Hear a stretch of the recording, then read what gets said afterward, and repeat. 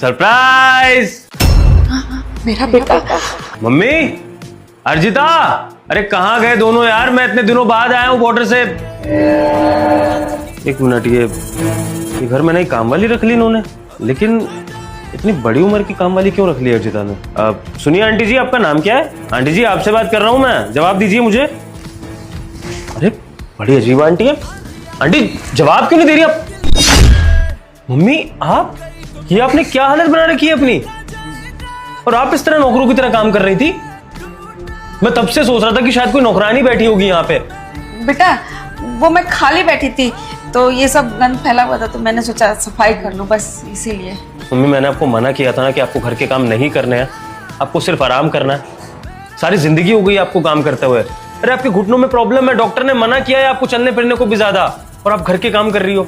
जब आपका बेटा है, आपकी बहू है, तो फिर आपको क्यों काम करना? रुक जा बेटा, अगर तू इस वीडियो को लाइक करके सब्सक्राइब करके 2 लोगों को शेयर करता है तो मैं तेरे घर आऊँ। क्यों दुख उठाने ऐसे? बेटा बहू तो सारा दिन काम करती रहती है, सोचा थोड़ा काम कर लूंगी तो एक्सरसाइज हो जाएगी, बस इसलिए पोछा लगा रही थी। सच सच बताना मम्मी, ये घर के काम आपसे जबरदस्ती करवाए जा रहे हैं ना?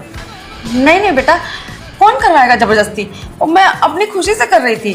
कोई बात नहीं, सच्चाई का पता मैं लगा लूंगा अर्जिता से खुद पूछ के। अरे नहीं बेटा। अर्जिता, अर्जिता! अरे आप आ गए। मम्मी जी आप ये क्या करती रहती है? दिन भर काम करती रहती है। अच्छा हुआ विभोर तुम आ गए, समझाओ ना मम्मी जी को, सुनती ही नहीं है। सुनती शायद तुम नहीं हो अर्जिता, क्योंकि मैंने तुम्हें साफ साफ बोला था कि मेरी माँ इस घर के कोई काम नहीं करेगी। मैंने तुमसे कहा था कि अगर तुमसे घर के काम नहीं होते हैं तो तुम मेड रख लोगी, लेकिन मेरी माँ से भूल के भी कभी घर का कोई काम नहीं कराओगी। विभोर ये क्या बोल रहे हो तुम? और भला मैं मम्मी जी से काम क्यों करवाऊं? मैं खुद से काम कर रही थी, बहू ने कुछ नहीं बोला। ठीक है, इसका मतलब तुम नहीं चाहते ना कि मम्मी घर के काम करें, तुम करो। मैं देखना चाहता हूँ कि आपकी बहू कितनी कमेरी है, कितने घर के काम करना चाहती है। दो मम्मी, दो आप दो, मग्गा दो उसके हाथ में दो।